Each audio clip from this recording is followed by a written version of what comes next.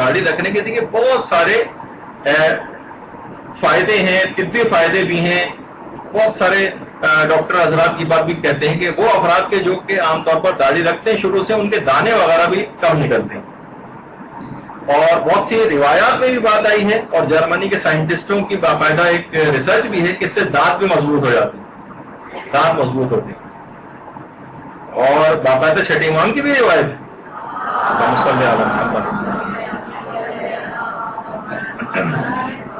وہ البتہ داڑھی میں کنگا کرنے کے سلسلے میں ہے کہ داڑھی میں کنگا کرنے سے دانت مضبوط ہوتے ہیں. لوگ بہت سے جب یہ اعتراض کرتے ہیں کہ اس یہی وجہ ہے کہ مولوی حضرات بوٹیاں بڑے آرام سے کھا لیتے ہیں کہ دانت بڑے مضبوط ہوتے ہیں ان کے. تو اچھا، بہت سی روایت پیغمبر اسلام کی ایسی ہیں کہ داڑھی میں نیچے سے 40 بار کنگا کیا کرتے تھے، اوپر سے داڑھی میں 7 بار کنگا جو ہے وہ کیا کرتے تھے. اور کہتے تھے کہ یہ والا جو عمل ہے داڑھی میں نیچے سے 40 مرتبہ کرنا اور 7 مرتبہ اوپر سے کنگا کرنا، یہ حافظے کو قوی کرتا ہے. یہ روایت میں یہ بات آئی. اور بہت سارے طبی فائدے ہیں. روایت میں یہ بات بھی کہی گئی ہے کہ جو شخص بھی مرد حضرات میں سے گن کر 70 بار کنگا کرے، گن کر کاؤنٹ کر کے 1 2 3 کر کے، تو 40 روز تک شیطان اس سے دور ہو جاتا ہے. 40 روز تک شیطان اس سے دور ہو جائے گا، سستی اس سے دور ہو جائے گی، چستی اس کے اندر پیدا ہو جائے گی، ایکٹیو ہو جائے گا. تو جب بھی اچھا، بہت سے لوگ کوئی داڑھی رکھ لیتے نا تو اس پہ اعتراض اور اعتراضات کرنے شروع کر دیتے. کوئی غلط کام کرتے دیکھا فوراً کہتے ہیں داڑھی تو تم نے رکھی اور ایسا کام کر رہے. ان کے بھی دماغ میں کہ دونوں الگ چیزیں. بہت سے ملتا بھی ہے کہ ہمارے تو خیر نہیں ہوتا کہ مولوی حضرات سائیکل وغیرہ چلاتے ہوں، لیکن بہت سے مسلمانوں کو، علماء کو اور مولوی حضرات کو دیکھا کہ سائیکل چلا رہے. ایک دفعہ مولوی صاحب جا رہے تھے اور سائیکل جو ہے انہوں نے کسی خاتون سے ٹکرا دی. تو خاتون نے پلٹ کے فوراً کا اتنی بڑی داڑھی رکھی اور خاتون سائیکل ٹکراتے پھر رہے ہیں. تو مولانا صاحب نے کہا خاتون یہ داڑھی ہے، کوئی بریک تو نہیں ہے کہ جو ہے. تو بعض اوقات جو ہے وہ اس طرح کی بات کوئی اور ہو رہی ہوتی لیکن اعتراض ان کی داڑھی پر ہونے لگتا. اچھا، اسی طریقے سے اخروی فائدے بہت زیادہ ہیں. ایک تو چیز یہ کہ مسلسل جو ہے وہ ثواب ملتا ہے. یعنی جتنی دیر داڑھی کوئی شخص رکھے رہے گا یہ مسلسل ثواب کا کام ہے جو کر رہا. اور اگر کوئی شخص داڑھی مونڈ رہا ہے تو مسلسل داڑھی مونڈے ہونے کا گناہ اس کو ملتا رہتا ہے. اب ان تمام بیویوں کے لیے خاص طور پر کہ اگر وہ اپنے شوہروں کی داڑیاں رکھوا دیں گی تو جب تک شوہر داڑھی رکھا رہے گا ایک ایک سیکنڈ بیوی کو بھی ثواب ملتا رہے گا، کیونکہ اس نے ایک نیک کام اس سے کروایا ہے، ایک حکم کی پاسداری کروائی. اور اس کے مقابلے میں وہ تمام بیویاں کے جو مجبور کر کے اپنے شوہر کو داڑھی مونڈنے پر تیار کرتی ہیں اور مجبور کرتی ہیں، وہ ایک ایک سیکنڈ اس کے گناہ میں شریک ہوں گی. داڑھی مونڈی ہے شوہر نے لیکن اس کے داڑھی مونڈا ہونے سے برابر کی گناہ میں شریک ہے عورت بھی. تو بہتر ہے کہ داڑھی خود رکھوا دی جائے. اور ثواب جاریہ والے جو کام ہے مسلسل ثواب ملتے رہنا، یعنی آپ خاموش ہیں، لیٹی ہوئی ہیں، سو رہی ہیں، کوئی نیک کام نہیں بھی کری تب بھی آپ کا نام اعمال کھلا ہوا اور مسلسل جو ہے اس کے اندر ثواب جا رہا ہے. اور ایک سب سے بڑا فائدہ داڑھی رکھنے کا یہ کہ یہ ایک ایسا عمل ہے جو سوال منکر و نکیر کو بھی ساقط کر دیتا ہے.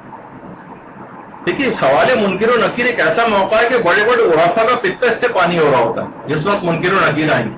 ہم کون سا ایک ایسا کام کریں مرد حضرات کے حوالے سے اور خواتین بھی اپنے شوہروں پر اور بھائیوں اور اولاد کو اور اپنے باپ کو رکھوا کر جو ہے اس ثواب میں شریک ہو سکتی ہیں.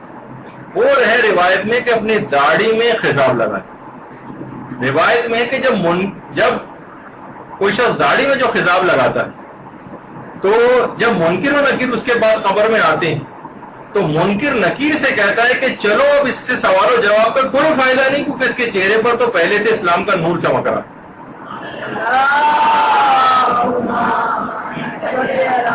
اچھا، بہت سارے لوگ مہندی سے خضاب لگاتے ہیں، کوئی کسی سے خضاب لگاتے ہیں، کوئی سا بھی چیز، البتہ کوئی ایسا نہ ہو جو ہنسی مذاق کا باعث. بہت سے خضاب اس قسم کے بھی ہوتے ہیں کہ اپنا ہنسی مذاق کا باعث بن جاتے ہیں اور عجیب و غریب قسم کی لوگ اس کے اندر طریقہ کار لے آتے ہیں. لیکن داڑھی میں خضاب لگانے کا الگ سے باقاعدہ ایک حکم ہے اسلام کے اندر.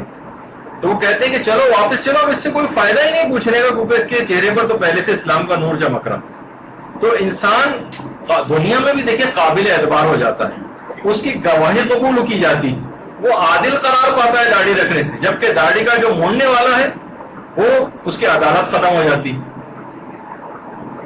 اور اس کی امامت میں نماز نہیں ہو سکتی سوائے اس کے کوئی عذر شرعی وغیرہ رکھتا ہو.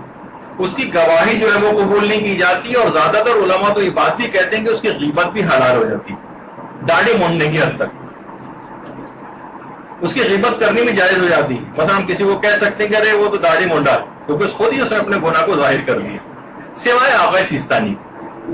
آقا سیستانی فرماتے ہیں کہ جو چیزیں فتوے کی بنا پر حرام ہیں ان کی مخالفت اگر کوئی شخص کھلم کھلا کر رہا ہو تو اس سے تو اس کی غیبت حلال ہوتی.